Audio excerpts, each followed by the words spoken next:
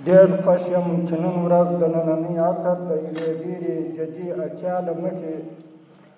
د لوړو زده کړو وزارت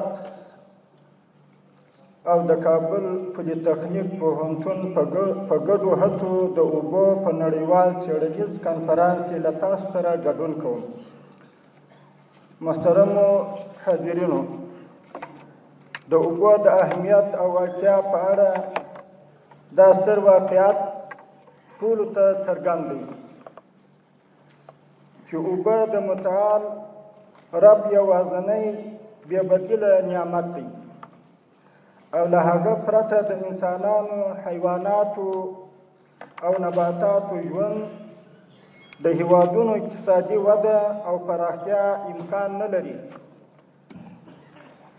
د اوبو اهمیت خپله د هغه خالق په قرآن کریم کې بیانوي چې د یوې اسلامي ټولنې په توګه موږ ته د اوبو سره د سم چلند په اړه دیني مکلفیت راجع کوي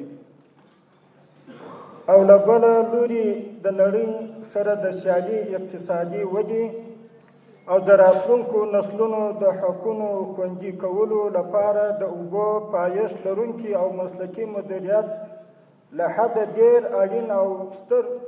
ملي مکلفیت دی. که څه هم اوبه نوي کېدونکې طبیعي سرچینه ده، خو بیا هم په اوسنۍ نړۍ کې د اقلیمي بدلونونو، د اوبو د ککړتیا د کچې د لوړېدو، د انسانانو د زیاتېدونکو اړتیاوو او د اوبو سره د انسانانو د ناسم چلند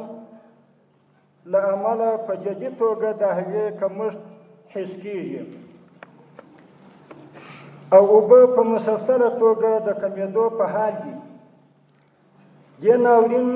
نه یوازې د نړۍ د هیوادونو لپاره د اوبو د کمښت ستونزه پیدا کړې،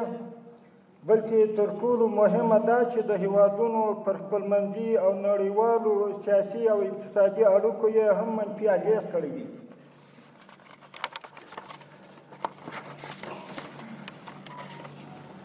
قدرمنو حاضرینو، لکه څه ډول چې افغانستان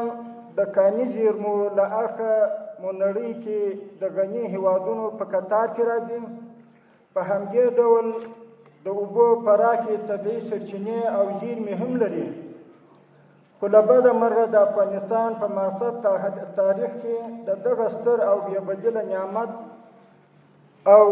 د پرمختګ له دې اړینې اړتیا سره د بېلابېلو عواملو له امله مسلکي او ملي چلند نه دی سوی.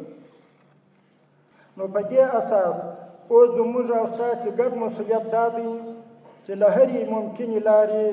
او امکاناتو څخه په استفادې د هیواد د ملي اوبو د غوره مدیریت لپاره د پایښت لرونکو پرمختګ اصل په نظر کې نیولو سره خپل ملي مسؤلیت په سمه توګه ادا کړو.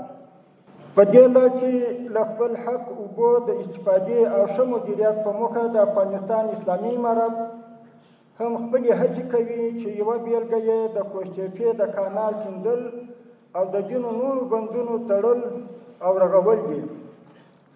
د کابل پولیتخنیک پوهنتون په انګړ کې د اوبو په اړه نننی دایر شوی څېړنیز او علمي کنفرانس چې د پوهنتونونو محترم استادان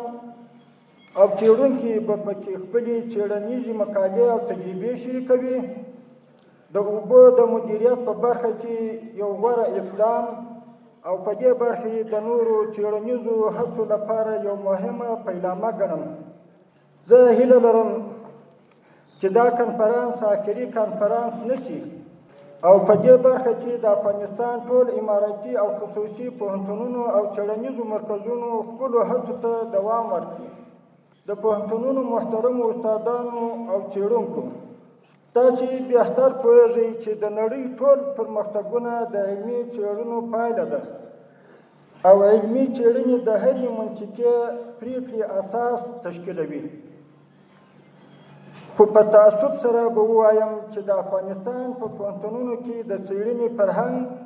لکه څه ډول چې باید وي پیاوړی نه دی.